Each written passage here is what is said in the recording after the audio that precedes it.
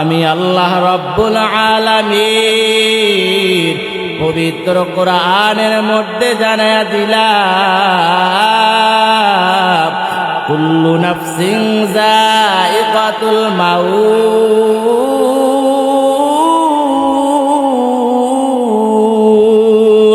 আমি আল্লাহ তাআলা মৃত্যু নামক এমন একটা বস্তু বান্দা তোমার জন্য নির্ধারণ করেছি।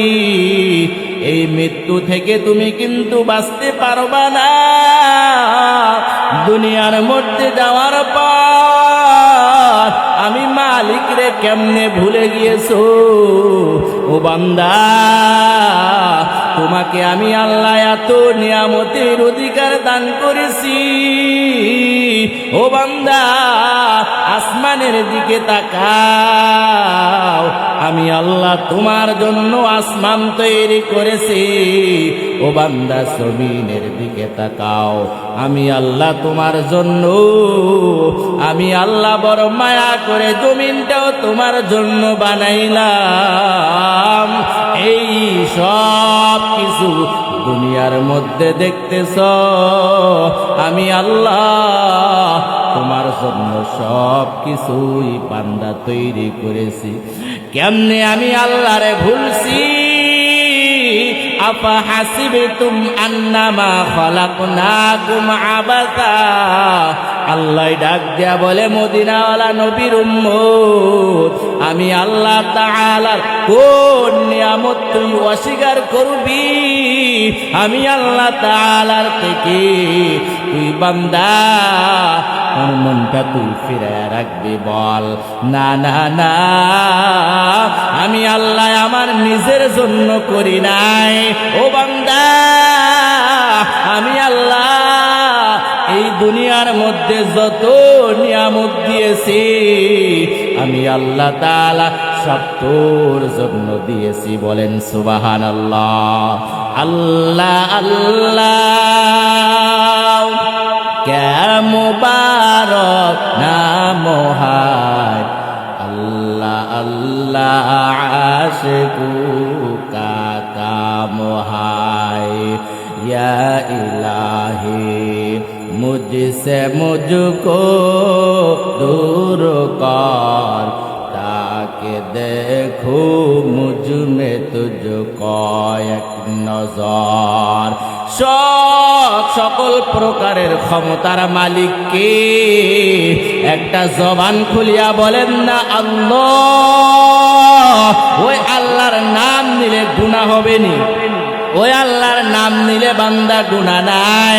আল্লাহ বলে, আমি আল্লাহর ডাক। আল্লাহ কুরআনে বলে, উদউনি আস্তাজিব লাকুম। ও বান্দা, তুই মনটা খুলে আমি আল্লাহর ডাক। আমি আল্লাহ তোর ডাকের সাড়া দেওয়ার জন্য বড় তৈয়ার। ও বান্দা, দুনিয়ার মধ্যে যাওয়ার পর কেমনে ভুলছো আমি আল্লাহর এই নিয়ামতের কথা তুই অস্বীকার করতে পারবি?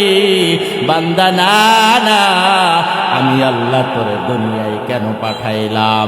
আমি আল্লাহ তাআলা বান্দারে তোদেরকে দুনিয়ায় কেবল মাত্র একটা বিধান দিয়া আমি আল্লাহ পাঠাইছি।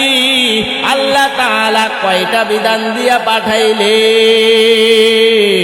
একটা বিধান। আল্লাহ তাআলা বলেন, সেই একটা বিধান হলো, তোমরা দুনিয়ার কারো গোলামি করবা না, দুনিয়ায় কারোর প্রশংসা করবা না। একমাত্র গোলামি এবং ইবাদত হবে যার, তিনার নাম কি? ওই আল্লাহ তাআলার ইবাদত ছাড়া অন্য কারোর গোলামি করা যাবে না। একমাত্র গোলামি করব কার? আল্লাহ ডাক দেয়া বলে, একমাত্র ইবাদত করবি বান্দা আমি রবের।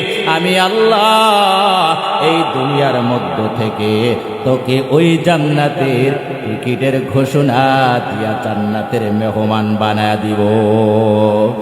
আল্লাহর নবী ডাক দেয়া বলেন, লা তাআতা লিমাখলুকিন ফি মাসিয়াতিল খালিক। দুনিয়ার কারো কোনো গোলামি করা যাবে না, দুনিয়ার কারোর আনুগত্য করা যাবে না।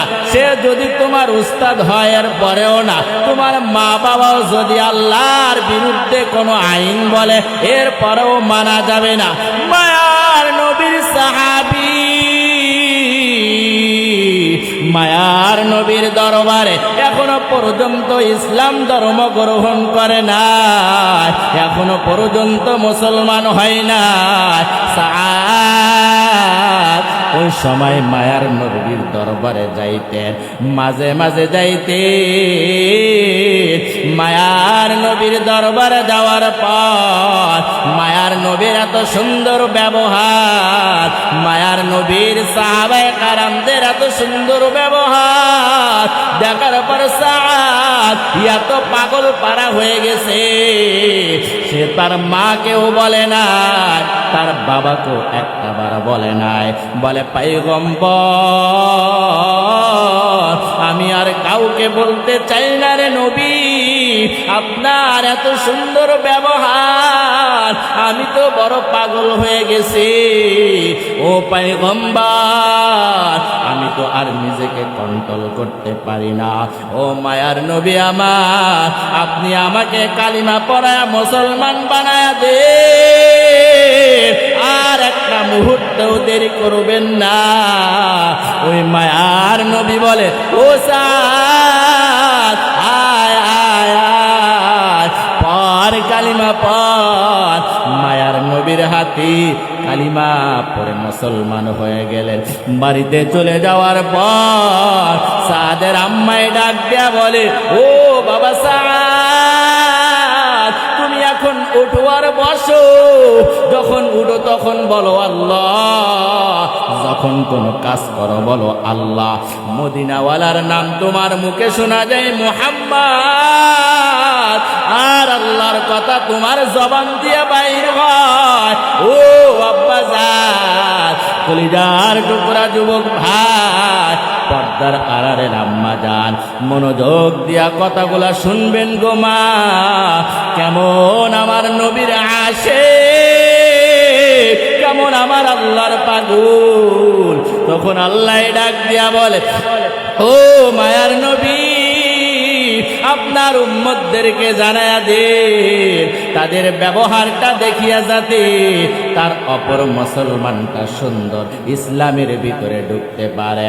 তখন সাদের আম্মায় ডাক দেয়া বলেন, ও আব্বাজান সাদ বাবা, কেন তুমি আল্লাহর নামটা বলো?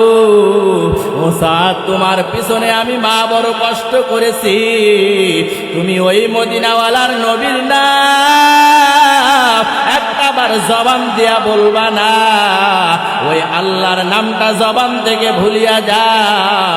বলে, ও আম্মা জান, আপনি আমার মা হতে পারে, এই যে একবার বলছে, আর একটাবার এমন কথা জবান দিয়া বাহির করবেন না।